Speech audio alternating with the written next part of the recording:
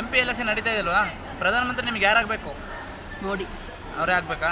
ಯಾಕೆ ಅವರೇ ಆಗಬೇಕು? ಅಡ್ಮಿನಿಸ್ಟ್ರೇಷನ್ ಚೆನ್ನಾಗಿದೆ, ಅವರಿದ್ದರೆ ಚೆನ್ನಾಗಿ ಅನಿಸುತ್ತಾ? ಅಡ್ಮಿನಿಸ್ಟ್ರೇಷನ್ ಒಂದೇನಾ, ಏನೇನು ಬೇರೆ ಏನಾದರೂ? ಇಲ್ಲ, ಜನಗಳು ಇಂಪ್ರೂವ್ ಆಗಬೇಕಲ್ಲ. ಇಂಪ್ರೂವ್ ಆಗಬೇಕು. ನಾವು ಯಾವಾಗಲೂ ಬಡತನವೇ ಇದ್ರೆ ಹೇಗೆ? ಈಗಲೂ ಮಕ್ಕಳು ಇದೀವಿ ಅಲ್ವಾ? ಮಕ್ಕಳು ಓದಬೇಕಲ್ಲ, ಓದಾಣೆಲ್ಲ ಬೇಕು, ಕೆಲಸ ಬೇಕು, ಅವರವ್ರ ಊಟಕ್ಕೆ ಅವರವ್ರು ಚೆನ್ನಾಗಿ ಸಂಪಾದಿಸ್ಬೇಕು. ಅದಕ್ಕೆ ಮಂತ್ರಿಗಳೇ ಮಾಡಬೇಕು, ನಮ್ಮ ಕೈಲಿ ಏನಿದೆ? ಸೊ ಜನಗಳ ಕೈಲಿ ಇದೆಯಲ್ವಾ, ನಾವು ವೋಟಿಂಗ್ ಪವರ್ ನಮ್ಮ ಅದು ಹೊಂದುತ್ತಾ ಇದೆ. ಒಂದೇ ಸಲ ಸೆಲೆಕ್ಟ್ ಮಾಡೋ ಅಧಿಕಾರ ನಮಗೆ ಇದೆಯಲ್ವಾ? ಆಗಲಿ, ದೇವರ ದಯದಿಂದ ಇಂಡಿಯಾ ಚೆನ್ನಾಗಿರುತ್ತೆ. ನಮಗೆ ದೇಶ ಇಂಪ್ರೂವ್ ಆಗಬೇಕು, ಮತ್ತು ನರೇಂದ್ರ ಮೋದಿಯವರೇ ಬರಬೇಕು. ದೇಶ ಇಂಪ್ರೂವ್ ಆಗಿ ಮುಂದುವರಿಬೇಕು ಅಂದರೆ ಮೋದಿಯವರೇ ಬರಬೇಕು, ಅವರೇ ಇರಬೇಕು. ಮೋದಿ ಸರ್ಕಾರನೇ ಬೇಕು. ಇನ್ಯಾವ ಸರ್ಕಾರ ಬಂದರೂ ದೇಶ ಉದ್ಧಾರ ಆಗಲ್ಲ. ಎಲ್ಲ ಬಿಟ್ಟು ಪ್ರಚಾರ ಮಾಡು, ಬಿಟ್ಟು ಇದು ಮಾಡು ಅಂದ್ಬಿಟ್ಟು ಮಾಡ್ತಾಯಿದ್ದಾರೆ. ದೇಶನ ಅಧೋಗತಿಗೆ ತಂದುಬಿಡ್ತಾರೆ, ಎಲ್ಲ ಫ್ರೀ ಫ್ರೀ ಫ್ರೀ ಅಂದ್ಕೊಂಡು. ದಯವಿಟ್ಟು ಫ್ರೀಗೆ ಯಾವುದೇ ಆಗಲಿ ಅನುಕೂಲ ಮಾಡಿಕೊಡ್ಬಾರ್ದು. ಯಾವುದೇ ಆಗಲಿ 1 ಲಕ್ಷ ಕೊಡ್ತೀನಿ, 5,000 ಕೊಡ್ತೀನಿ, ಅವೆಲ್ಲ ಬಿಟ್ಬಿಟ್ಟು ಕಷ್ಟಪಟ್ಟು ದುಡ್ಡಲ್ಲಿ ಸಂಪಾದನೆ ಮಾಡಲಿ, ಬೇಡ ಅನ್ನಲ್ಲ. ಆದರೆ ದೇಶ ಇಂಪ್ರೂವ್ ಆಗಬೇಕು ಅಂದರೆ ದಯವಿಟ್ಟು ಮೋದಿಯವ್ರಿಗೆ ಓಟ್ ಹಾಕಬೇಕು ಅಂತ ಕೇಳ್ತೀನಿ. ಅಷ್ಟೇ ನನ್ನ ಆಸೆ. ನಿಮ್ಮದು ಯಾವ ಕ್ಷೇತ್ರ? ನಮ್ಮದು ಚಿಕ್ಕಬಳ್ಳಾಪುರ ಕ್ಷೇತ್ರ. BJPನೇ ಬರಬೇಕು. ಸುಮ್ಮನೆ ಕಾಂಗ್ರೆಸ್ಸಿಂದ ಏನು ಅಷ್ಟು ಇದಾಗ್ತಿಲ್ಲ. BJP ಬಂದರೆ ಒಳ್ಳೆಯದು. ಜನಕ್ಕೆ ಅನುಕೂಲ. ಇನ್ನು ಮುಂದಕ್ಕೆ ಬಿಜೆಪಿ ನೋಡ್ತಾ ಹಾಂ, ಹೌದು. ಹ್ಯಾಟ್ರಿಕ್ ಗೆಲುವು ಸಾಧಿಸ್ತಾರಾ ಮೋದಿ? ಸರ್, ಹಾಂ, ಮಾಡ್ತಾರೆ ಸರ್. ದೇಶದಲ್ಲಿ ಹೆಂಗಿದೆ? ಮೋದಿನೇ ಸರ್. ಮೋದಿ ಎಲ್ಲ ಚೆನ್ನಾಗಿದೆ.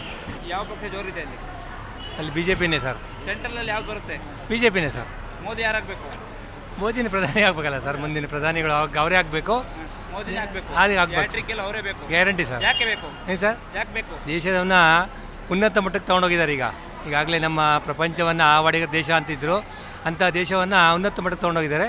ಅದಕ್ಕೋಸ್ಕರ ಅವರು ನೆಕ್ಸ್ಟು ಅವರೇ ಆಗ್ಬೇಕು ಸರ್, ಮೋದಿ ಅವರೇ ಬೇಕು. ಹೌದು ಸರ್. ಇನ್ನೂ ಏನಾದರೂ ಅಭಿವೃದ್ಧಿಗಳು ನೋಡ್ತೀರಾ ಅಥವಾ ಹಿಂಗೆ? ಖಂಡಿತ ಸರ್, ಖಂಡಿತ ನೋಡ್ತೀವಿ. ಮುಂದೆ ನದಿಗಳ ಜೋಡಣೆ ಕೂಡ ಮಾಡಬೇಕು ಅಂತ ಅವ್ರನ್ನ ನಾವು ಮನವಿ ಮಾಡ್ಕೊಂಡಿದ್ವಿ. ಅವರು ಅದು ಆಗುತ್ತೆ, ಕೆಲಸ ಮಾಡ್ತಾರೆ ಸರ್. ಅದು ಈಗ ರಸ್ತೆಗಳ ಜೋಡಣೆ. ಕರ್ನಾಟಕ ದೇಶ ಅಂತ ಬಂದರೆ ಓವಲ್ ಕರ್ನಾಟಕದಲ್ಲಿ ಬಿಜೆಪಿ ಕಾಂಗ್ರೆಸ್ ಎಷ್ಟು ಗೆಲ್ಬೋದು ನಿಮ್ಮ ಪ್ರಕಾರ? ಸರ್, ಅದನ್ನ ಹೇಳೋಕ್ಕಾಗಲ್ಲ. ಒಟ್ಟು BJPನೇ ಜಾಸ್ತಿ ಗೆಲ್ಲುತ್ತೆ. BJPನೇ ಜಾಸ್ತಿ ಗೆಲ್ಲುತ್ತೆ ಸರ್. ಹೌದು, ಗ್ಯಾರಂಟಿ. ತುಂಬ ಜೋರಾಗಿದೆ ಸರ್. ಉತ್ತರ ಕರ್ನಾಟಕದಲ್ಲಿ ಜೊಲ್ಲೆ ಅವರಿಗೆ ಗೆಲ್ಬೋದು. ಜೊಲ್ಲೆಗೆ ಗೆಲ್ತಾರೆ. ಜೊಲ್ಲೆ. ಸೊ ಸೆಂಟ್ರಲಲ್ಲಿ ಮೋದಿನ ರಾಹುಲ್ ಗಾಂಧಿನ ಅಂತ ಕಾಂಪಿಟೇಷನ್ ಇದೆ, ಯಾರು ಗೆಲ್ತಾರೆ? ಮೋದಿನೇ ಗೆಲ್ಲಬೇಕು ಸರ್. ಮೋದಿನೇ ಗೆಲ್ಲಬೇಕು. ಯಾಕೆ ಗೆಲ್ಲಬೇಕು ಅವರೇನೆ? ಅವರು ಸುಮಾರು ವರ್ಕ್ಗಳು ಮಾಡಿದ್ದಾರೆ, ಸುಮಾರು ಯೋಜನೆಗಳನ್ನು ತಂದಿದ್ದಾರೆ. ಆಯುಷ್ಮಾನ್ ಭಾರತ್ ಆಗಿರ್ಬೋದು, ಆಮೇಲೆ ಗ್ಯಾಸ್ ಯೋಜನೆ ಆಗಿರ್ಬೋದು. ಬಡತನದಲ್ಲಿ ಸರ್, ನಮ್ಮ ಕಡೆ ಹಳ್ಳಿ ಸರ್, ಹಳ್ಳಿಯವರು ಒಲೆ ಹಚ್ಚಿ ಮತ್ತು ಇದು ಕಟ್ಟಿಗೆಲ್ಲ ಹಾಕಿ ಕೆಲಸ ಮಾಡೋರು. ಇವತ್ತಿಗೆ ಮಹಿಳೆಯರು ಎಷ್ಟು ಯೂಸ್ ಆಗಿದೆ ಅಂದರೆ ಈಗ ಗ್ಯಾಸ್ ಯೂಸ್ ಮಾಡ್ತಾ ಇದ್ದಾರೆ. ಎಷ್ಟು ಖುಷಿಯಲ್ಲ ಸರ್ ಅವರಿಗೆ? ಅದಕ್ಕೋಸ್ಕರ ನೀವು? ಹಾಂ, ಹೌದು ಸರ್. ಮತ್ತು ಈ ಮನೆಗಳ ಯೋಜನೆ 3,35,000 5,30,000 ತಂದರು. ಈಗ 12 ಲಕ್ಷ ಬಂದಿದೆ ಸರ್ ನೆಕ್ಸ್ಟು. ಆ ನಂತರ ಮತ್ತೇನು ಮಾಡಲಿಲ್ಲ. ಈಗ ಕರ್ನಾಟಕ ಸರ್ಕಾರ ಸಿದ್ದರಾಮಯ್ಯ ಅವರಿದ್ದಾರೆ. ಈಗ ಸಿದ್ದರಾಮಯ್ಯ ಸರ್ಕಾರ ಅವ್ರಿಗಂತೂ ಅಲ್ಲೇ ಗೆಲ್ತಾ ಇಲ್ಲ. ಅದು ಕರ್ನಾಟಕದಲ್ಲಿ ಅವರೇ ಇರಲಿ, ಆದರೆ ಕೇಂದ್ರದಲ್ಲಿ ಯಾರು ಬೇಕು? ಮೋದಿನೇ ಬೇಕು ಸರ್. ಇನ್ನೂ ಏನಾದರೂ ಹೊಸ ಹೊಸ ಯೋಜನೆಗಳು ಏನಾದರೂ ಎಕ್ಸ್ಪೆಕ್ಟ್ ಮಾಡ್ತೀರಾ ಅಥವಾ ಏನಾದರೂ ಇವೇ ಇರಬೇಕಾ? ಯಾವುದು ಮಾಡಲಿಲ್ಲ ಅಂತ ಕೇಳ್ಬೋದಲ್ಲ ಸರ್?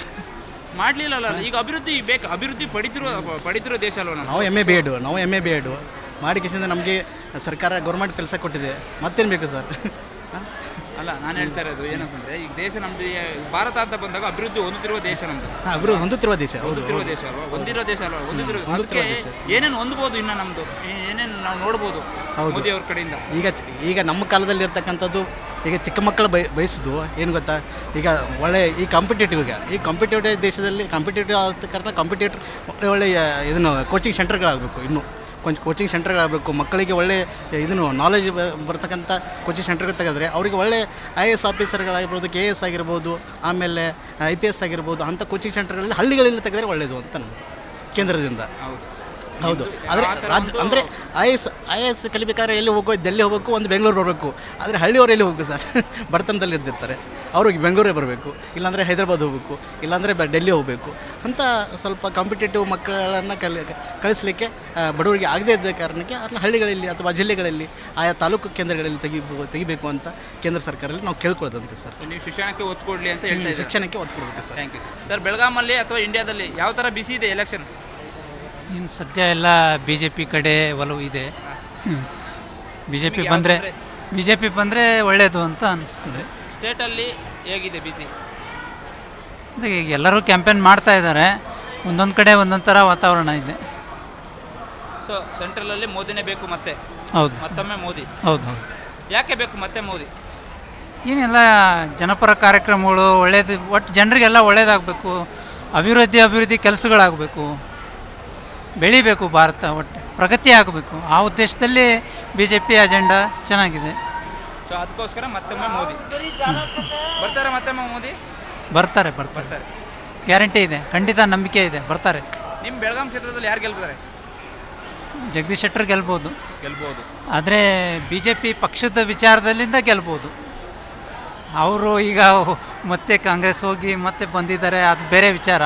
ಆದರೆ ಮೊದಲಿಂದ ಬೆಳಗಾಮಲ್ಲಿ BJP ಒಲವು ಚೆನ್ನಾಗಿದೆ, ಆ ದೃಷ್ಟಿಕೋನದಿಂದ ಜಗದೀಶ್ ಶೆಟ್ಟರ್ ಬರ್ಬೋದು. Thank you sir. Zee Kannada news ಈಗ ನಿಮ್ಮ ಮನೆಯಲ್ಲೇ ನೋಡಿ. ಎಲ್ಲ ಕೇಬಲ್ಗಳಲ್ಲಿ ಈಗ ಲಭ್ಯ.